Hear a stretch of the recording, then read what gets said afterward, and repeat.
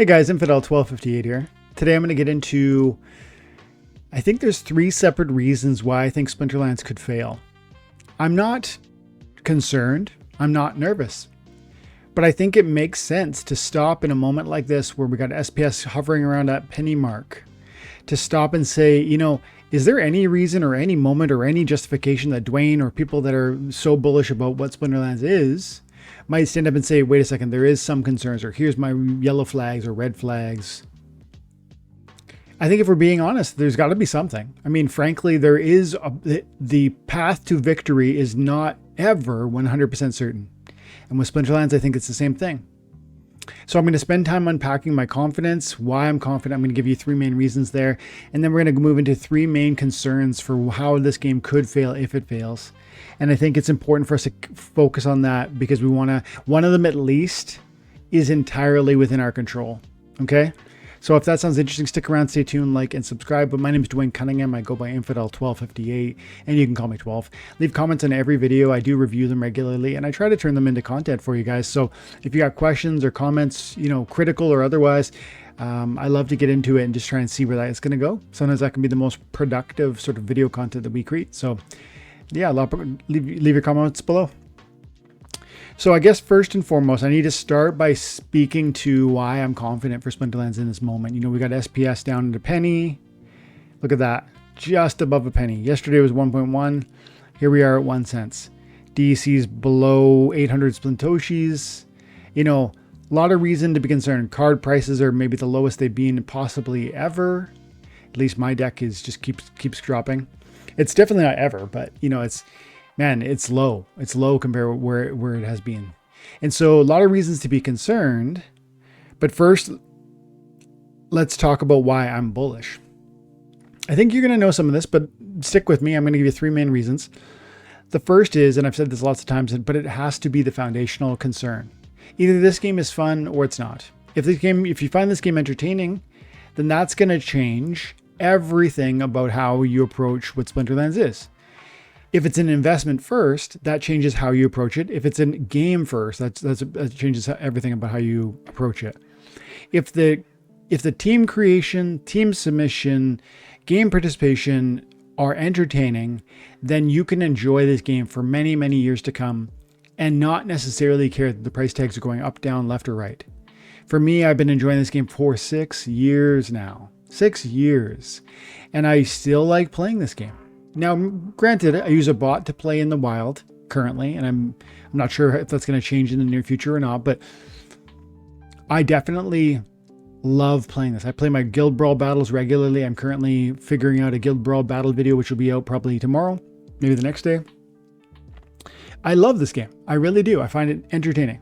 And so if that were not true, I would not have been here for 6 years. That has to be a piece of it. Frankly, it's amazing and even better if there's this financial piece, but it's got to be fun first. And to me, it is. If that's not your story, then of course that would inform how you should respond to price declines within the game. If this is an investment first, then you probably don't care if you know what the gameplay is like or what the next big outing or what the next update on land is going to be, because frankly, it's not about the entertainment for you. Maybe it's entirely about that financial return. That's not the case for me. So the big first suggestion of why I'm bullish is that this game has been fun and continues to be entertainment to me. And it has been for 6 years. And that's really, really impressive. When you look at other games, I don't have the same sort of longevity with others. The second point that I want to touch on for why I'm bullish is just around the tokenomics of SPS. Yeah, there's a ton of SPS and there's more to come, but eventually it's finite. Unless we get some sort of SPS, you know, amendment where then we're going to print more at some future date.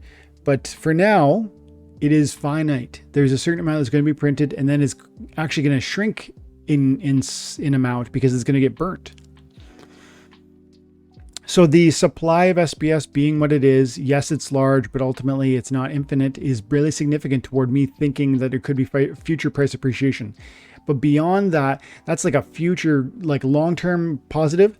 Even in the short term, we go, what's been happening with the Bitcoin and with Ethereum until there is significant downward trajectory for those two tokens, I mean lower highs and lower lows on the Bitcoin chart or the Ethereum chart, I'm going to stand in a degree of confidence that a significant bull market can still happen in my altcoins. That is absolutely SPS, but more than that. Many of the altcoins, maybe not all of them, but in the past, we've always really seen that it is okay for altcoins to wait until such time that Bitcoin really goes into that bear market. And even as it's going into the bear market, you often will see latecomers in the altcoin market go ham. So I think there's still space for that. And I'm bullish long-term with SPS because of the tokenization and because tie in that fun part. I've been here 6 years. I think I could imagine being here for another 6. And so you put those together, and long-term, I'm bullish for SPS, but then even short-term with this moment of time with Bitcoin being what's happening there and Ethereum, what's happening there, I think there's reason to still be confident. Now, I know some of you are going to hear that and say it's ridiculous. SPS has missed this bull market because you look at things like Bitcoin or Ethereum and what they've done recently. And that is in your mind evidence that it's too late. Like Bitcoin's already gone from 16,000 to 70,000. Ethereum's already gone, I think, from 1,000 to 4,000 or whatever, 4,800.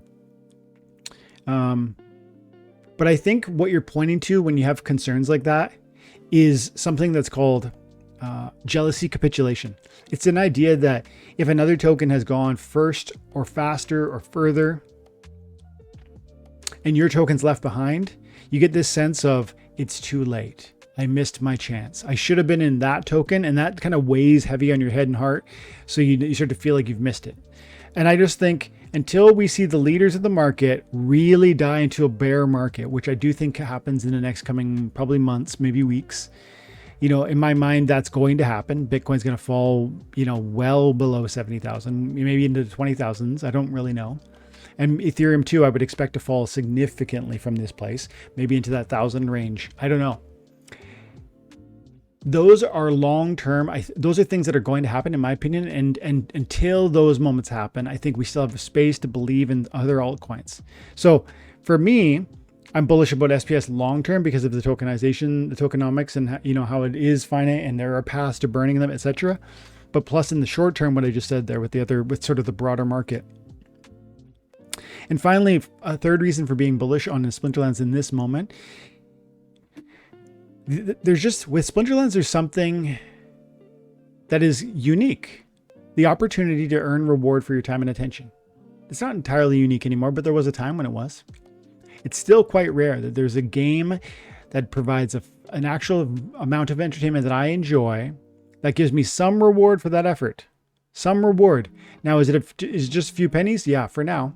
But if I get 3 cents for this win, 3 SPS, 3 cents US dollar, but I never sell it, if the SPS raises at some point in the future, you can recognize how that would suddenly be worth more. It's this retroactive raise that I've talked about before. And so the idea that a game can give me actual meaningful opportunity, financial meaningful opportunity, is it 100% lock that SPS is going to go to $1? No. Is it 100% lock that this game's going to be here in 10 years and the rewards are going to be meaningful and affect my life? No, it's not a lock. But is it possible? I think it's possible. I think it's possible that this game retires me. I think it's possible that this game creates financial ramifications in your life that are meaningful. I'm not saying it's guaranteed. This is not advice for how you should move into this game. I'm speaking generally about why I'm describing my confidence for what this game is and what it could be. So is there a 100% chance that it's going to get to a place where it changes your life financially? I don't think so.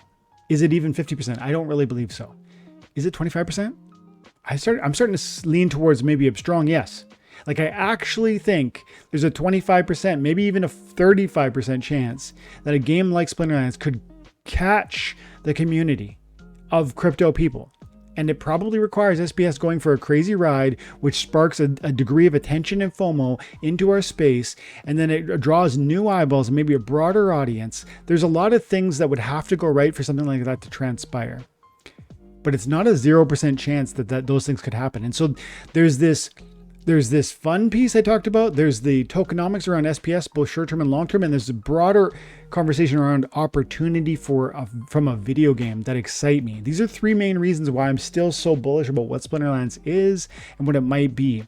And those all have to be said before we get into the three ways that this game could come apart, that it could all fall apart. Because I do think, although I'm excited, and I think I just gave you good reasons to be excited, it's by no means 100% lock that this game sticks around for another 6 years. I think if it does, if this game is here in 10 years time from now, if this game here is here in 2034, one of two things has happened. It's either widely adopted and it's retiring individuals, or it's running in the background with dozens of people still paying attention to it. Maybe the decentralized network of validators are operating and it's letting it exist. That happens with some almost dead projects.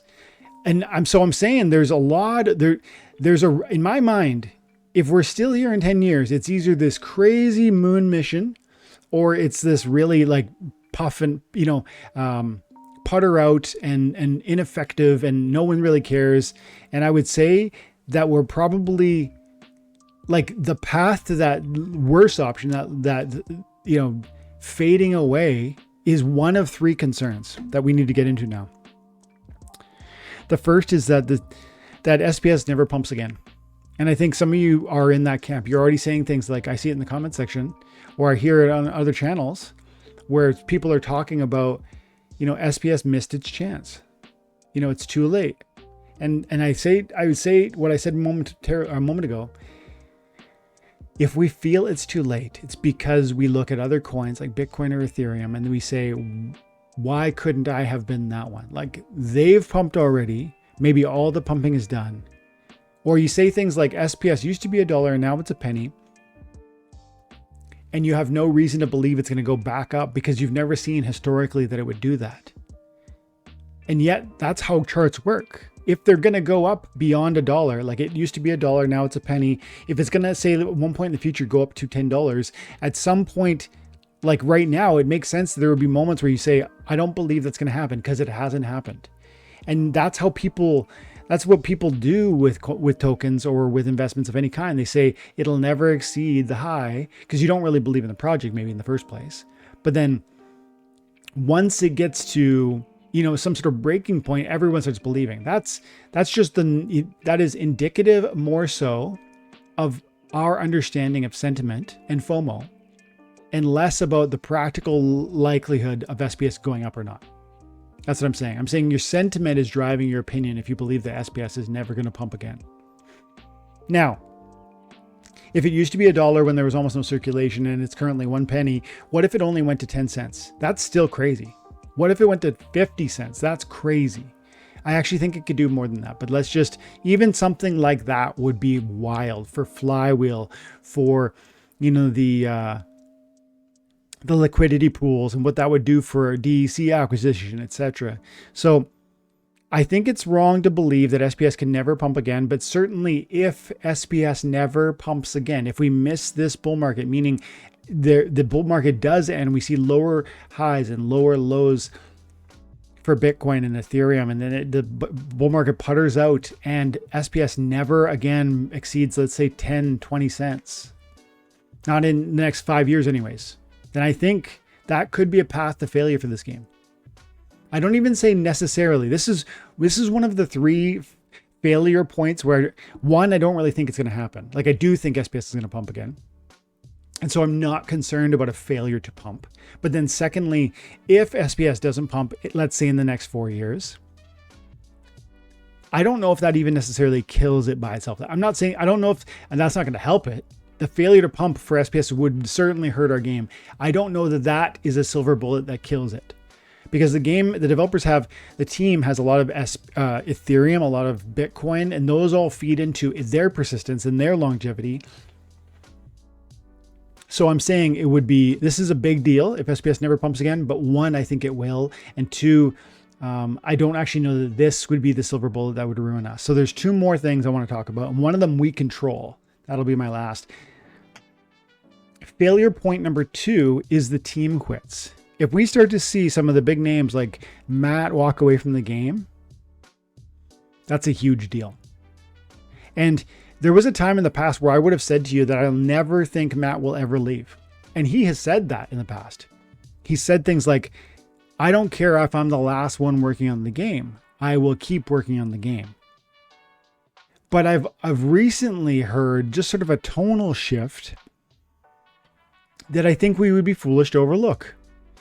I would argue that he has said more bearish sort of sentiment around that recently, which sounds more like, I love this game. I'm going to keep working on it. But, you know, there are ways that I would break. Now, he's never said those words. And Matt, if you listen to this, man, I would love for you to speak.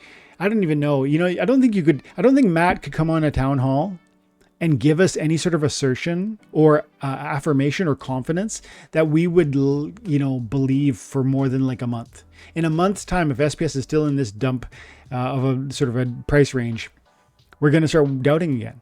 So I guess I'm not even really asking Matt to reassure us, but I'm saying he's a human.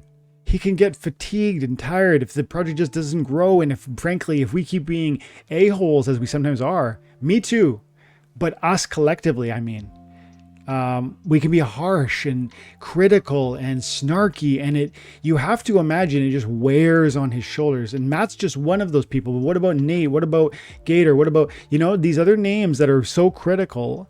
We've seen some of them move on already. Aggroed or, you know, there's other names too. We've seen either be, you know, let go or that have moved on. And so if some of these key names disappear, that's a real threat to especially Matt, that'd be a real threat to the persistence and longevity of Steam Monsters, the company, and Splinterlands, the game. I want to say that this threat is also, while significant, is not one of my real main concerns. It had to be said as one of the main concerns, but it's not one of my main concerns because I don't really believe, even though it's possible Matt could get burnt out and have to quit or whatever, you know, I don't really believe he's gonna. Same with Nate. Man, that guy sounds sold out to me. And Gator too. I mean, I have great confidence in those teams. And then also I want to say, if some of them quit, it's possible that the team could raise up other leaders from within or hire new leaders from without. And so this doesn't feel like a silver bullet either, because I don't really think the team is going to fall apart because I think they love what they're doing. I think they're excited about the future, etc.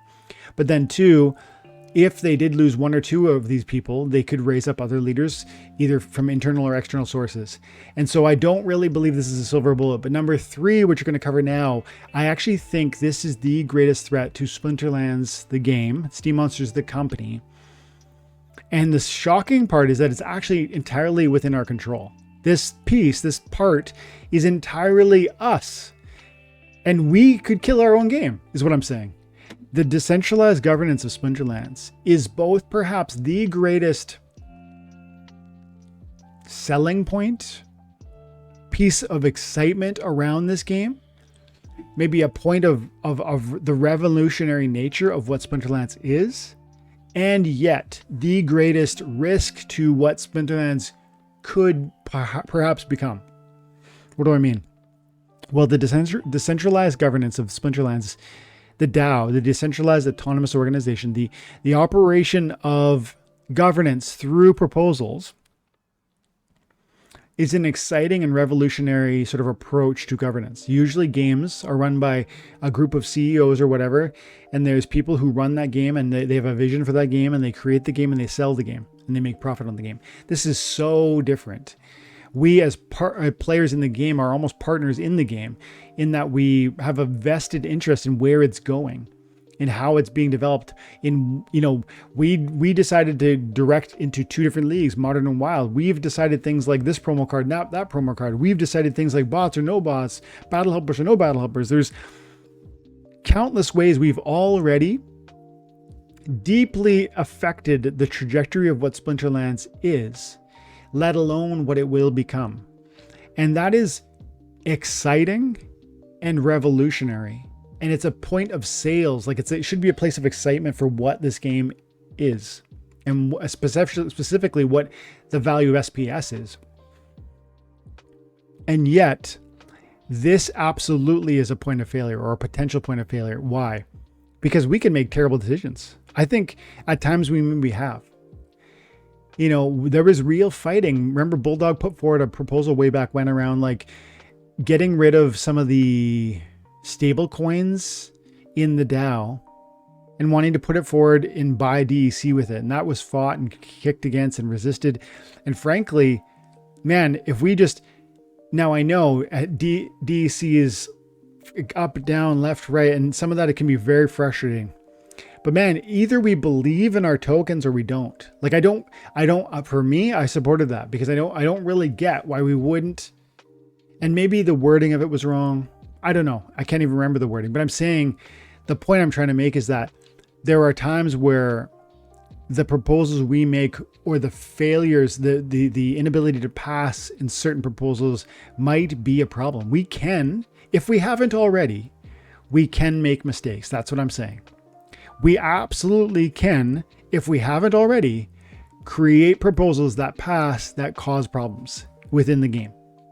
And that is, so there's like a secret sauce to what the DAO is, but there's also this unique concern or recipe for disaster wrapped up within our control. You know, it's not just everybody, not everybody with SPS knows what they're talking about. In the same way, you know, it takes a real visionary to run a company.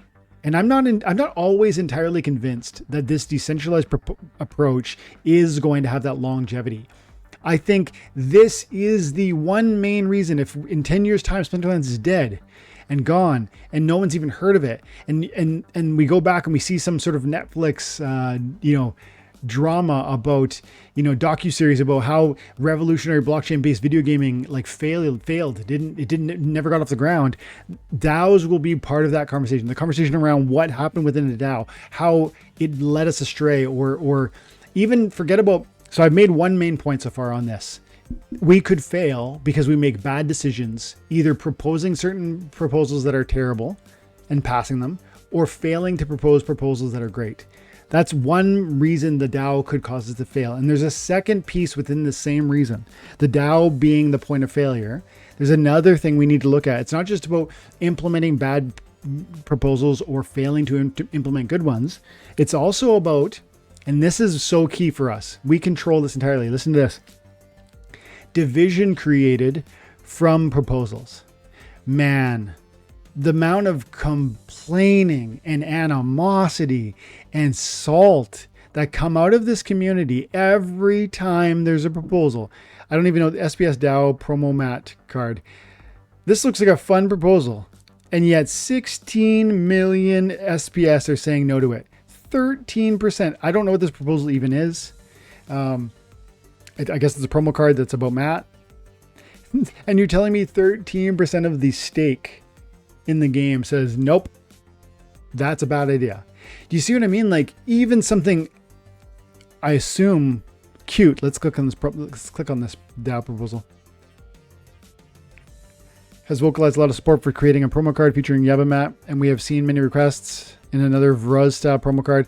So I guess people are saying no because they don't want the team to be distracted. They don't want the team to make another promo card to sell another asset.